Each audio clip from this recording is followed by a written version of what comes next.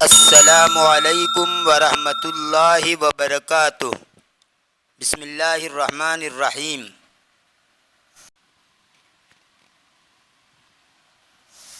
سامعین و ناظرین، الحکایات التی فیہا دروس و عبر کے سلسلے کی 27 حکایات آپ کے سامنے پیش کی جا چکی ہے۔ آج کے اس ویڈیو میں ایک اور حکایت پیش کی جاتی ہے۔ یہ حکایت بڑی دلچسپ ہے اور ایک لطیفے پر مشتمل ہے۔ کہنے کو تو یہ ایک لطیفہ ہے، لیکن اس میں ایک بہت بڑا سبق ہے۔ وہ یہ کہ انسان کی عظمت و قدر اس کے ظاہر سے وابستہ نہیں ہے بلکہ باطن سے وابستہ ہے۔ دوسرے لفظوں میں یوں کہہ لیجئے کہ وہی آدمی خدا کے نزدیک معزز ہے جو تقوی والا اور خوف خدا رکھنے والا ہو۔ دیکھنے میں چاہے وہ سمپل سیدھا سادہ ہو۔ قیمت کا معیار سیرت ہے نہ کہ صورت۔ سیرت یعنی اخلاق اچھے ہیں تو چاہے وہ کالا کلوٹا ہے وہ قابل تعظیم ہے، اور صورت یعنی ظاہری شکل خوبصورت ہو لیکن اخلاق اچھے نہ ہو تو وہ قابل ذلت شمار ہوتا ہے۔ تو آئیے تمہیدی باتوں میں زیادہ وقت نہ لیتے ہوئے لطیفے کا ترجمہ کرتے ہیں۔ بسم اللہ الرحمن الرحیم۔ لا تنسوا الفقراء، تم غریبوں کو فقیروں کو مت بھولو۔ نسیہ ینسا سے لا تنسوا، یہ نہیں کا جمع مذکر حاضر کا صیغہ ہے اور یہ فقیر کی جمع ہے فقراء۔ کان فی قریۃ جوہا رجل ثری، جوہا کے گاؤں میں ایک مالدار آدمی تھا۔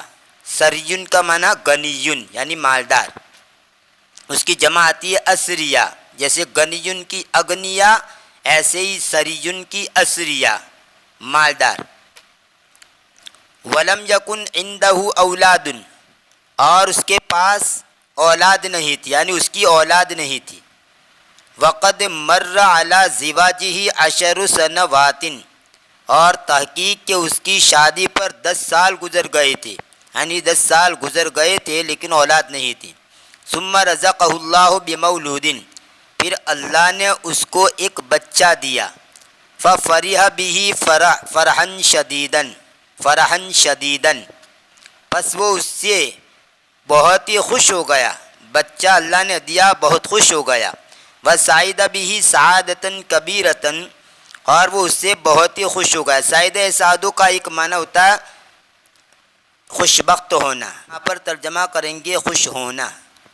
وسعد بہ سعادۃ کبیرۃ، اور وہ خوش ہو گیا بہت ہی خوش یا سعادت مند ہو گیا اس بچے کی وجہ سے۔ ففرح بہ فرحا شدیدا، بس وہ اس کی وجہ سے سخت خوش ہو گیا اور اس کی وجہ سے بڑا سعادت مند ہو گیا، خوش نصیب ہو گیا۔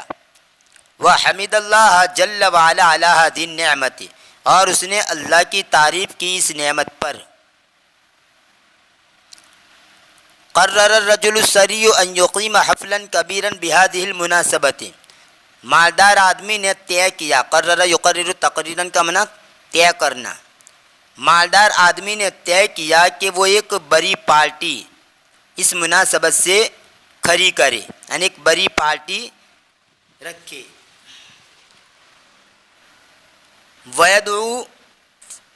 وَيَدْعُوَ فِيهَا النَّاسَ إِلَى وَلِيمَةٍ عَظِيمَةٍ تَضُمُّ الْأَغْنِيَاءَ مِنْ أَهْلِ الْقَرْيَةِ، اور یہ وَيَدْعُوَ پڑھیں گے، ان کے ساتھ اس کا تعلق رہے گا، جیسے ان یقیم ایسے ہی ان یدعو، اور یہ کہ وہ اس میں لوگوں کو بلائے ایک بڑے ولیمے کی طرف۔ ولیمتن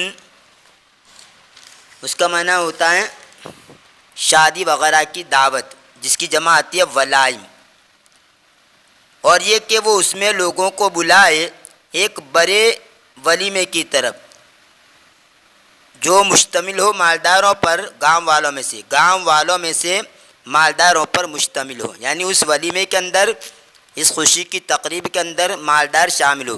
دم یدم دمن، اس کا معنی ہوتا ہے ایک چیز کو دوسری سے جوڑنا، اور ایک معنی اس کا اکٹھا کرنا، باہم ملانا، یعنی گاؤں والوں میں سے جو مالدار قسم کے لوگ ہو وہ اس میں شامل ہوں۔ امر الرجل السری بعد الخدم بصنع ولیمۃ عظیمۃ تضم اشہا و اطیب انواع الطعام۔ مالدار آدمی نے کچھ خادموں کو حکم دیا بڑے ولیمے کی تیاری کا۔ صنع کا معنی کرنا بنانا، بڑے ولیمے کی تیاری کرنے کا حکم دیا جو شامل ہو کھانے کی اقسام میں سے اچھے اور لذیذ مزیدار، اشیاء کا معنی مزیدار خواہش والا، جو مشتمل ہو کھانے کی اقسام میں سے اچھے اور خوشگوار مزیدار کھانوں پر، یعنی اس میں اچھے کھانے ہوں۔ فقاموا بعمل ولیمۃ اشتملت علی اللحم والخضار والفاکہۃ والحلویات وغیر ذالک۔ بس انہوں نے انجام دیا۔ قام یقوم کا ویسے معنی ہوتا ہے کھڑا ہونا، اور ایک معنی اس کا ہوتا ہے انجام دینا، یہاں باقی صلے کے ساتھ انجام دینا۔ فقاموا بعمل ولیمۃ، بس انہوں نے ولیمے کے کام کو انجام دیا جو مشتمل تھا گوشت پر، سبزیوں پر، میوہ اور میٹھی چیزیں، اور اس کے علاوہ ان سب چیزوں کے اوپر مشتمل تھا، یعنی اس ولیمے کے اندر یہ سب چیزیں تھیں۔ کما ارسل الرجل السری خادما یدعو اغنیاء القریہ، جیسا کہ مالدار آدمی نے ایک خادم کو بھیجا کہ وہ گاؤں کے مالداروں کو بلائے، دعوت دے۔ قال الرجل للخدم، خادم کی جمع خدم، آدمی نے خادموں سے کہا لا تنسوا ان تدعوا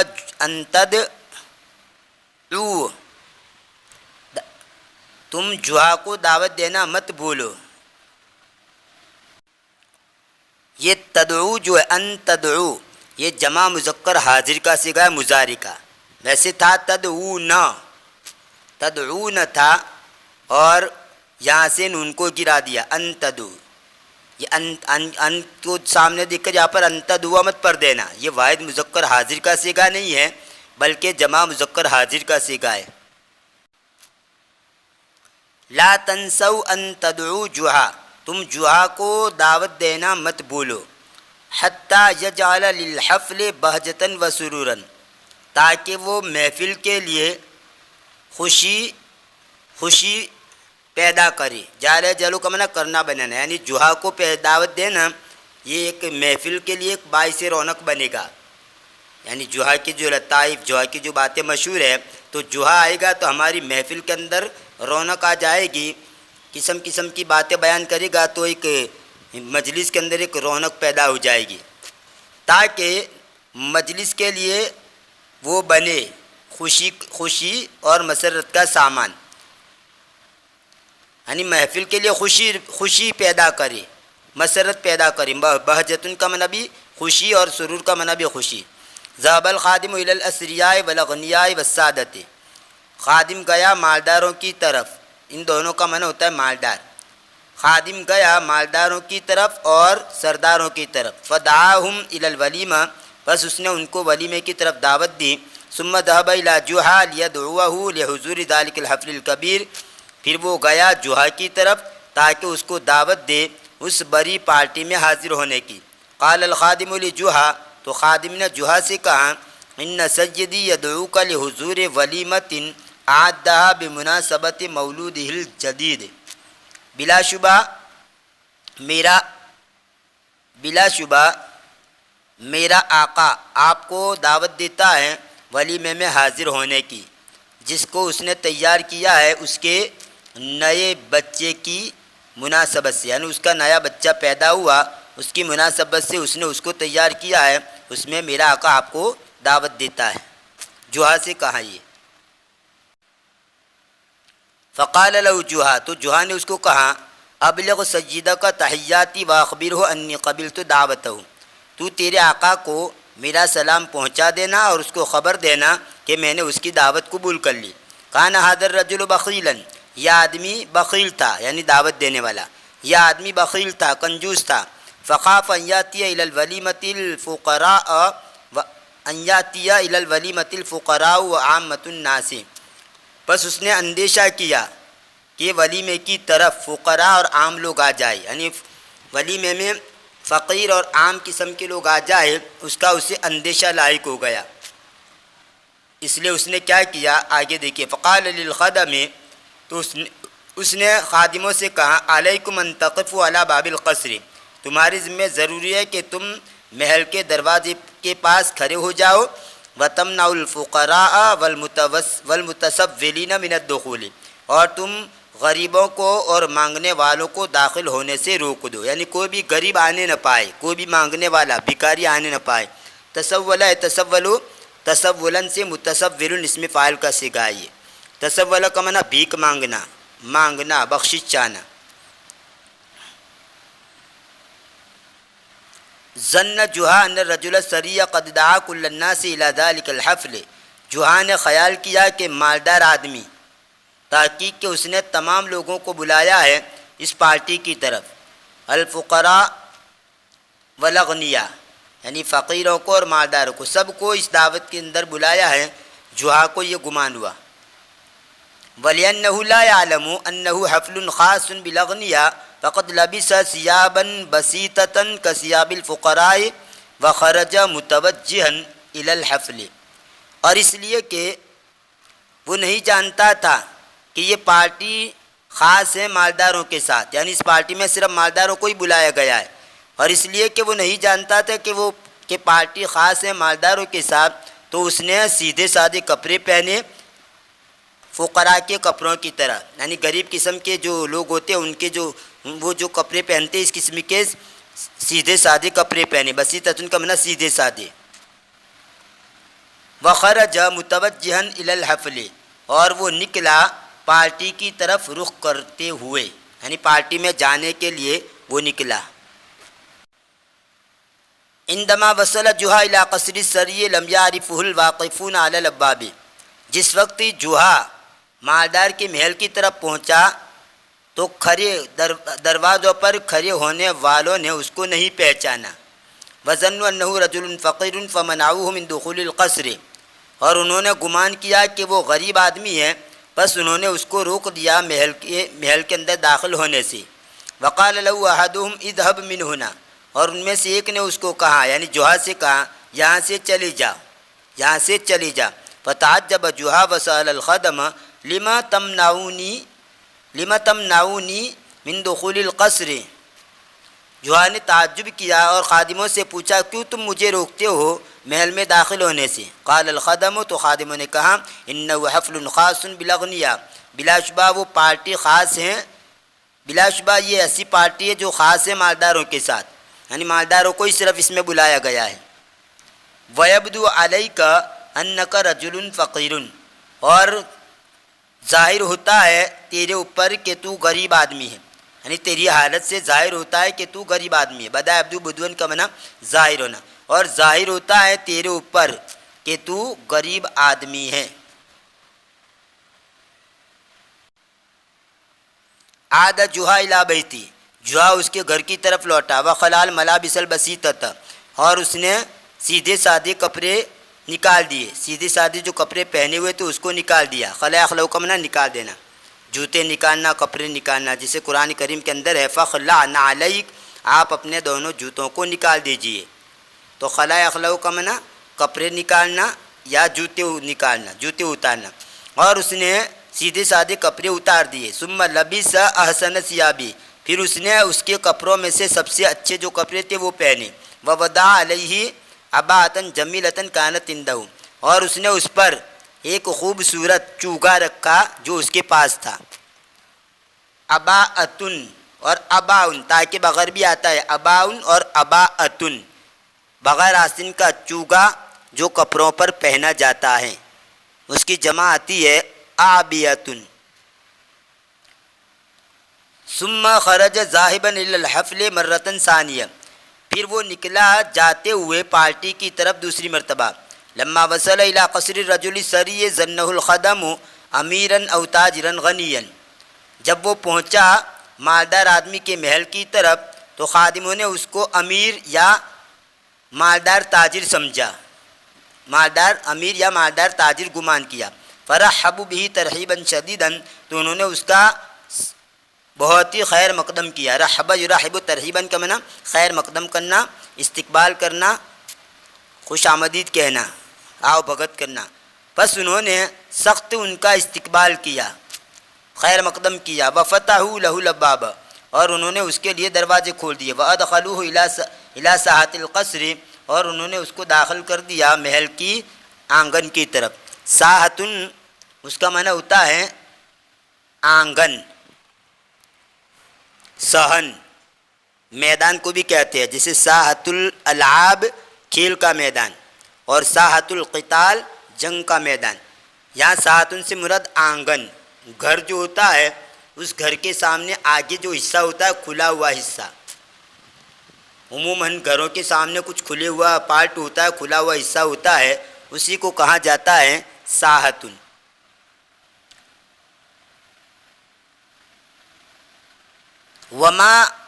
وما ان دخل جوہ القصر حتی قام له الاغنیاء، اور جوہا محل میں داخل نہیں ہوا یہاں تک کہ مالدار لوگ اس کے لیے کھڑے ہو گئے، یعنی جیسے ہی جوہا محل میں داخل ہوا مالدار لوگ اس کے لیے کھڑے ہو گئے۔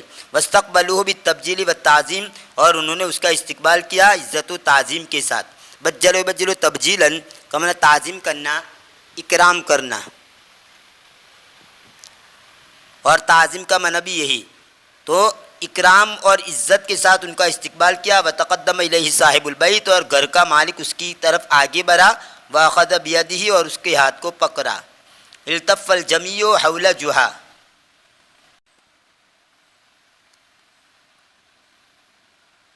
التف الجمیع حول جوہا وراہ یتحدثون الیہ بادب، تمام لوگ جوہا کے آس پاس اکٹھے ہو گئے، جمع ہو گئے، اور وہ ان کے ساتھ ادب سے بات کرنے لگی۔ التف یلتف، اس کا معنی التفافاً، اس کا معنی ہوتا ہے لوگوں کا کسی کے گرد جمع ہونا، اکٹھا ہونا۔ اور التف الثعبان، سانپ کا بل کھانا۔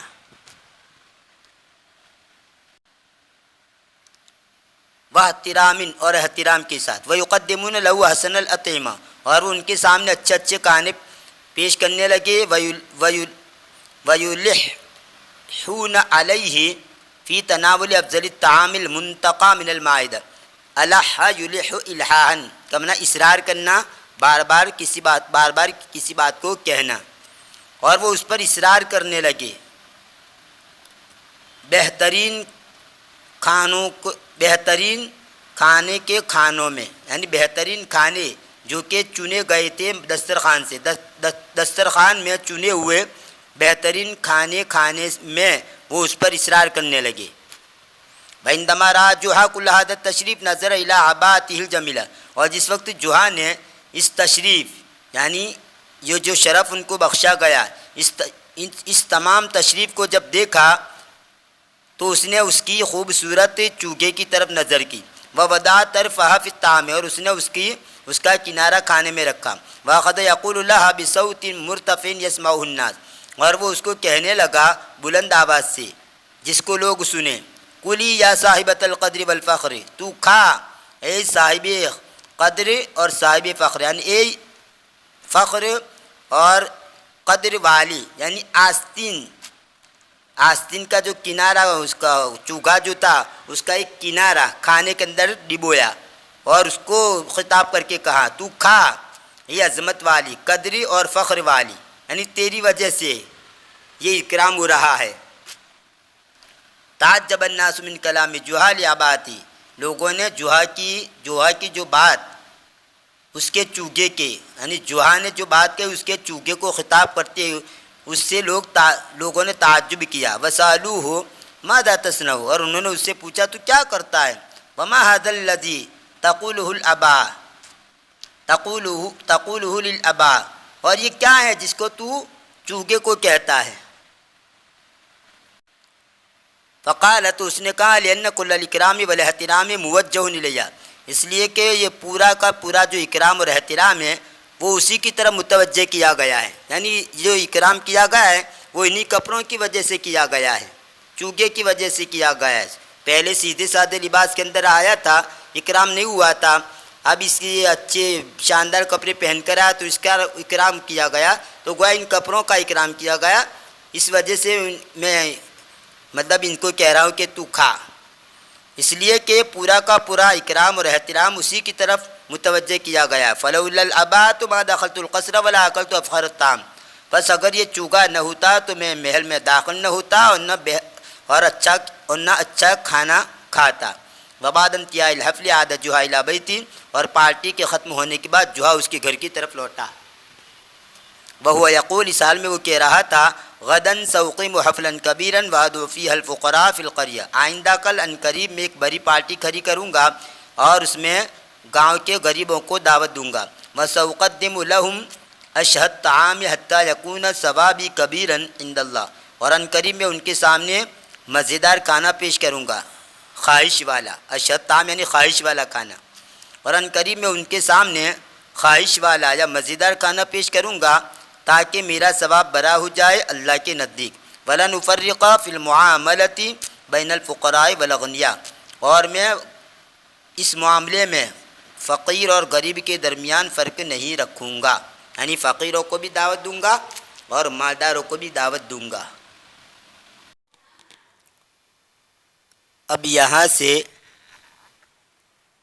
الدروس المستفادہ سے اس حکایت سے ہمیں کیا سبق ملتے ہیں اس کو بیان کر رہے ہیں۔ سب سے پہلا سبق یہ ملتا ہے ان المسلم لا بد ان یرضی بقضاء اللہ فی کل الاحوال، کہ مسلمان اس کو ضروری ہے کہ وہ اللہ کے فیصلے پر راضی ہو جائے، ہر حالت میں، ہر حال میں اللہ کے فیصلے پر راضی ہو جائے۔ فَإِذَا كَانَ مُتَزَوِّجًا وَلَمْ يُنْجِبْ أَوْلَادًا أَوْ إِنَاثًا فَلْيَحْمَدِ اللَّهَ، پر جب وہ شادی شدہ ہو اور اس کی کوئی اولاد نہ ہو، نہ نرینہ نہ نارینہ، یعنی مذکر اولاد بھی نہ ہو یا مؤنث، انجب ینجب انجابن، اس کا معنی ہوتا ہے صاحب اولاد ہونا، شریف اولاد والا ہونا۔ پر جب وہ شادی شدہ ہو اور اس کی اولاد نہ ہو، مذکر یا مؤنث، اولادن سے مراد مذکر اولاد اور اناثن سے مراد مؤنث، فلیحمد اللہ، تو چاہیے کہ وہ اللہ کی تعریف کرے، لأن اللہ رحیم بعبادہ، اس لیے کہ اللہ تبارک و تعالیٰ اپنے بندوں پر مہربان ہے۔ وہو الذی یعلم این تکون مصلحۃ العبد، اور وہ ہے جو جانتا ہے کہ کہاں بندے کی مصلحت ہوگی، یعنی بندے کا فائدہ کس چیز میں ہوگا وہی جانتا ہے۔ این تکون مصلحۃ العبد، کہاں بندے کی مصلحت ہوگی۔ فقد تکون مصلحۃ العبد فی ان ینجب اولادا لیستخدمہم فی طاعت اللہ وفی نصرت دین اللہ، پس کبھی کبھی بندے کی مصلحت ہوتی ہے اس بات میں کہ اس کی اولاد ہو، کہ وہ صاحب اولاد ہو، تاکہ کہ وہ ان کو استعمال کرے۔ استخدم کا ایک معنی خدمت کرنا بھی آتا ہے اور ایک اس کا معنی ہوتا ہے استعمال کرنا۔ فقد تکون مصلحۃ العبد فی ان ینجب اولادا لیستخدمہم فی طاعت اللہ وفی نصرت دین اللہ، بس کبھی کبھی بندے کی مصلحت اس بات میں ہوتی ہے کہ وہ صاحب اولاد ہوں تاکہ وہ ان کو استعمال کرے اللہ کی فرما برداری میں اور اللہ کے دین کی مدد کرنے میں۔ وقد تکون مصلحۃ العبد فی عدم الانجاب، اور کبھی کبھی بندے کی مصلحت ہوتی ہے صاحب اولاد نہ ہونے میں، فی عدم الانجاب یعنی صاحب اولاد نہ ہونے میں۔ لأن اللہ یعلم انہ اذا رزق هذا العبد اولادا فإنہ سوف یستخدمہم فی معصیت اللہ او انہم سیکونون سببا فی فتنتہ فی دینہ، اس لیے کہ اللہ تبارک و تعالی جانتا ہے کہ جب وہ اس بندے کو اولاد دے گا تو ان قریب وہ ان کو استعمال کرے گا اللہ کی نافرمانی میں، یا یہ کہ ان قریب وہ سبب ہوں گے اس کے دین میں، اس کے فتنے میں سبب بنیں گے۔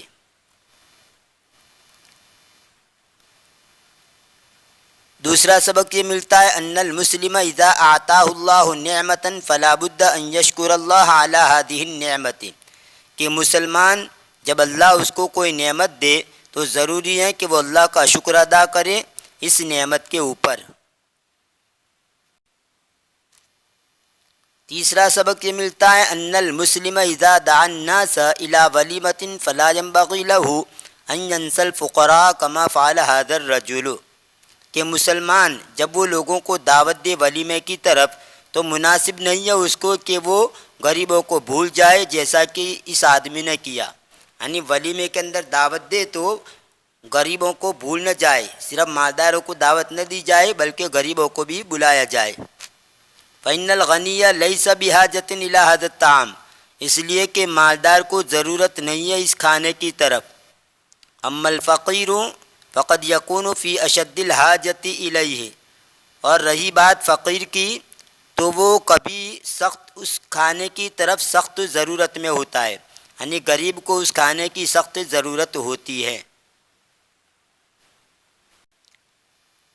فلا مانع من دعوت الفقراء والاغنیاء حتی، یا پھر باب افعال سے بھی پڑھ سکتے ہیں اسعد یسعد، تاکہ وہ خوش کر دے ہر ان لوگوں کو جو اس کے آس پاس ہے، حتی یسعد،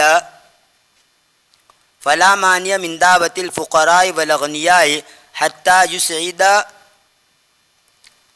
کل من حولہ، بس غریبوں اور مالداروں کو دعوت دینے سے کوئی معنی نہیں ہے یہاں تک کہ وہ خوش کر دے ہر اس شخص کو جو اس کے آس پاس ہے، یعنی فقیر کو بھی دعوت دے، غنی کو بھی دعوت دے، تاکہ ہر ایک خوش ہو جائے۔ چوتھا سبق یہ ملتا ہے ان قیمت الانسان لیست فی ملابسہ الجمیلۃ وسیارتہ الفارحۃ وانما قیمت الانسان فی ایمانہ واخلاقہ۔ چوتھا سبق یہ ملتا ہے کہ انسان کی قیمت نہیں ہے اس کے خوبصورت کپڑوں میں اور اس کی خوبصورت گاڑی میں، یا فارحۃ کا معنی بھی خوبصورت ہونا، حسین و جمیل ہونا، خوبصورت ہونا، تو یہ فارحۃ جمیلۃ کے معنی میں۔ ان قیمت الانسان لیست فی ملابسہ الجمیلۃ وسیارتہ الفارحۃ، کہ انسان کی قیمت اس کے خوبصورت کپڑوں میں نہیں، اس کے خوبصورت کپڑوں میں اور اس کی اچھی خوبصورت گاڑی میں نہیں ہے۔ وَإِنَّمَا قِيمَةُ الْإِنسَانِ فِي ایمانِ وَأَخْلَاقِهِ، اور صرف انسان کی قیمت اس کے ایمان میں اور اس کے اخلاق میں ہے۔ اخلاق اچھے ہیں، اچھے کردار کا ہیں تو اس کی قیمت ہے۔ فقد قال تعالی، بس اللہ تعالیٰ نے فرمایا ان اکرمکم عند اللہ اتقاکم، بلا شبہ تم میں سب سے زیادہ معزز اللہ کے نزدیک وہ ہیں جو تم میں سب سے زیادہ پرہیزگار ہو۔ اس میں تفضیل کے سیغے اکرمکم، اکرما اور اتقا، یہ دونوں اس میں تفضیل ہے۔ بلا شبہ تم میں سب سے زیادہ معزز اللہ کے نزدیک کون ہیں؟ وہ ہیں جو تم میں سب سے زیادہ پرہیزگار ہو۔ یہ تھی الحکایات التی فیہا دروس و عبر للمعتبرین کے سلسلے کی حکایت نمبر 28۔ انشاءاللہ آنے والی ویڈیو میں اسی قسم کی ایک حکایت آپ کے سامنے پیش کی جائے گی۔ تب تک کے لیے انتظار کیجیے، دعا میں یاد رکھیے۔ فی امان اللہ، الی اللقاء۔